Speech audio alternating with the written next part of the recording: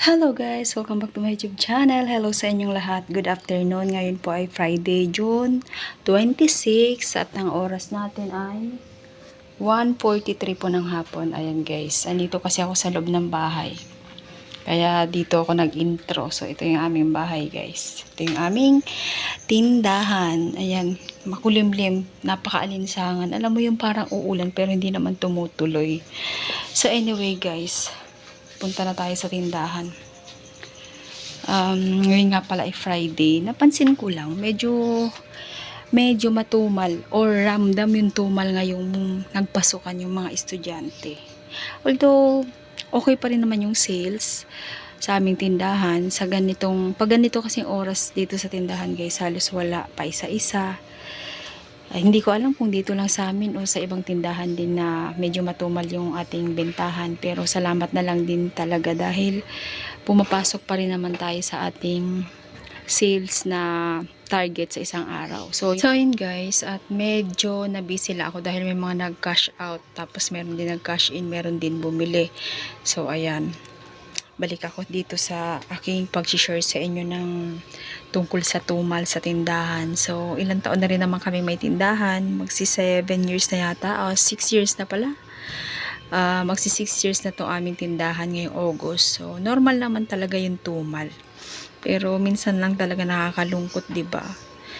Tapos, nagkakasabay-sabay din yung mga bayarin. Siyempre, yung ating tindahan hindi ko maitatanggi na dito rin tayo kumukuha ng ibang panggastos. So, ganun talaga ang buhay. Tiyaga-tiyaga lang lagi sa ating munting negosyo. Saan ba't babalik din naman yung ating malakasang benta, diba? Sa panahon kasi ngayon, sobrang mahal ng mga bilihin.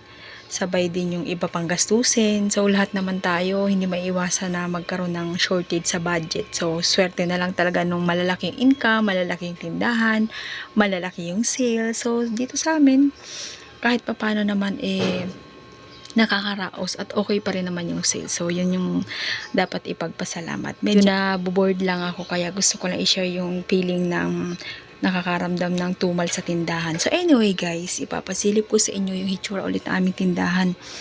Ayan, marami na tayong kulang-kulang. Ayan po yung aming Nescafe at saka yung greatest. Yan na naman yung kulang. So, yung ating stock ay kukunti na lang din dito sa ating mga biscuit. Ayan yung ating biscuit. Wala rin akong stock sa mga sabon. Ayan guys, o ilan lang yan. Pero nagpapabili ako kay partner mamaya pag uwi niya. Ayan, tumumal din pala yung diaper dito sa amin guys. Kasi wala na yung mga customer ko na bumibili ng diaper. Ngayon gumagamit yung aso ko. Diyan ako kumukuha. Bumibili ako ng diaper dyan kasi nagkaroon ng problema yung aso namin. So, pasensya na nga pala kayo sa ingay na maririnig nyo sa aking video dahil may kapitbahay kami nagpapagawa ng bahay. Ayan yung ating mga dilata section guys. Ang daming kulang.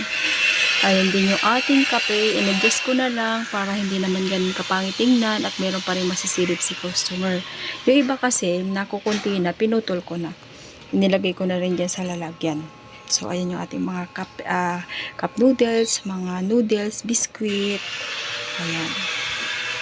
Dito naman din yung ating mga candy at iba pang biskwit. So, meron pala ako dito nilagay na garapon.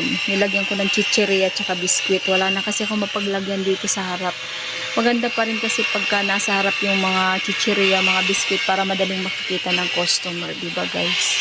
So, ayan po yung ating tindahan ngayon. Ito yung aking GCash. Kakatapos ko ng transaction dyan. So, ayan po yung ating tindahan guys. Hindi pa naman halatang marami ang kulang, diba? So, bumibenta pala sa atin ngayon ang mga school supply. Diba guys? At andun yung aking mga school supplies. Meron dito, meron dito. Ayan, medyo magulo yan. Tapos meron din pala doon. Yung iba dyan ko na lang nilagay sa taas. Kasi, yung ating tindahan ay maliit. Kaya, para-paraan na lang sa pagdi-display. So, dito naman tayo guys sa ating tindahan sa labas. Dito sa may gate. Ayan. Yung bigas dito sa amin, isa na lang. Naubos na yung ibang klase ng bigas. Per kilo na lang din pala yung binibenta namin dito sa tindahan guys. Meron pang isa yan. So, order na naman ako sa susunod na araw. At dito naman yung ating tubigan. Nandun na yung mga case ko ng soft drinks, mga bote sa bandang likod. Ayan siya. So, dito naman yung ating mga disposable. Ayan yung disposable guys sa gilid. Diyan. Ginagawan ko na rin ang sabitan dyan. Kasi kung dito ko lang ilalagay sa loob, wala na rin naman akong space. Yung iba nga sinasabit ko na lang dyan. So, nailabas ko na dahil paubos na rin yung disposable. Magpapabili na rin ako partner ng mga nire-repack na kutsara. Yung disposable na lang din ako ng mga disposable na spoon kasi mas okay nga po yung kitaan. Bukod dito sa mga nare-repack kong yan, nire-repack ko na din yan kasi may time naman eh. So, mas nag-i-enjoy rin ako na nagre-repack kasi nakikita ko yung tubo or yung kita. Mas okay pala. Dati kasi hindi ako nagre-repack ng mga ganyan. So, ngayon, meron tayong pinagkakaabalahan kapag walang masyadong customer. Pero kaka-repack ko lang na naman nung iba dyan guys. Ang kailangan ko i-repack yung disposable spoon. Pero mamaya pa yun kasi bibilhin pa lang ni partner yung spoon. Dito lang din naman may malapit sa amin. Pero mas mura kasi sa palengke. Kaya lang nakakapunta naman si partner sa palengke kapag bibili ng mga frozen.